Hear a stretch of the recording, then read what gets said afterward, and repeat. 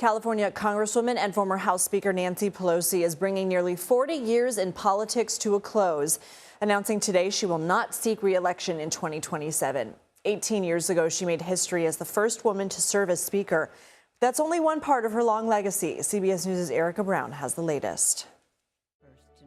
I will not be seeking re-election to Congress. With a grateful heart, I look forward to my final year of service. In a video addressed to the people of San Francisco, former House Speaker Nancy Pelosi announced her time in Congress is coming to an end. My message to the city I love is this: San Francisco, know your power. Pelosi wielded extensive power in Congress and within the Democratic Party. She is the only woman to serve as House Speaker, a position she held twice. First from 2007 to 2011, and again from 2019 to 2023. First elected in 1987, she championed many pieces of key legislation, including passage of the Affordable Care Act and the Respect for Marriage Act. In a statement, former President Joe Biden called her the best Speaker of the House in American history, and former President Barack Obama said no one was more skilled at bringing people together and getting legislation passed. House Minority Leader Hakeem Jeffries called it an honor to be mentored by her. Her tenure has been iconic, legendary, historic, and transformational.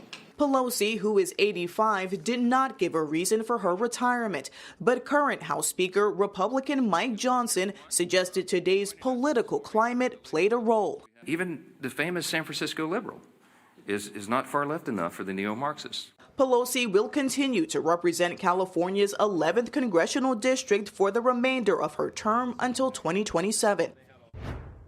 Erica Brown, thanks. Joining me now is Columbia University political analyst and professor of political science, Lincoln Mitchell. He's also an author and has written about the political history of San Francisco. So, Lincoln, thank you for being here. What has Nancy Pelosi's impact been on both the national stage and local policy level for San Francisco? On the national stage, she's been enormously influential for a couple of reasons. First, on the legislative side. Had Nancy Pelosi not been there and assured Barack Obama that she could get the Affordable Care Act, known as Obamacare, through, and then succeeded in doing that, first, we wouldn't have the Affordable Care Act, one of the most important domestic pieces of legislation in a long time. But that really might have tanked Obama's presidency. Healthcare was so central to his agenda, and he was preparing to move away from it on the advice of Rahm Emanuel, and Pelosi saved it. So that's one example of her most, I think, one of her most significant legislative accomplishments. During both the Obama and Biden presidency, she wasn't Speaker for all that time, she was essential in pushing through legislation. So we remember when Biden was president, there were always these fights, could he get it through the Senate? But as long as Pelosi was Speaker of the House, he knew that she could take care of it. And then the other side in Washington is her ability to mobilize Democrats, candidate selection, backing Democrats, many of whom she would disagree with on some issues, but knowing that that they needed a majority. You know, her slogan in later years was "Win, baby, win," which was to say we can be a big tent. We don't have to agree on everything. We just got to win and get the majority. And also during the Trump administration, holding the Democratic caucus together against Trump, which was not obvious that was going to happen in 2017. So from a legislative perspective, truly a once in a generation, perhaps once in a lifetime type figure. I mean, wait, hold on one second, Lincoln, because you had mentioned holding the Trump administration accountable. I want to show a very memorable moment, and that is Pelosi ripping up a copy of President Trump's 2020 State of the Union. What made this such a defining moment?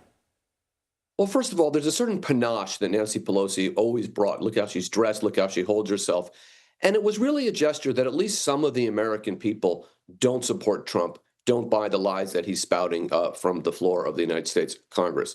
So that was an extraordinary moment, but it sent a message to her delegation that we're going to hold together. We're not going to support this guy. We're going to be unified. And she delivered that. And that's one of those things that looks very easy once it's happened, but was not easy at the time.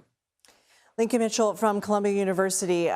Wish we had more time to talk, but you'll have to come back. Thank you, sir. My pleasure.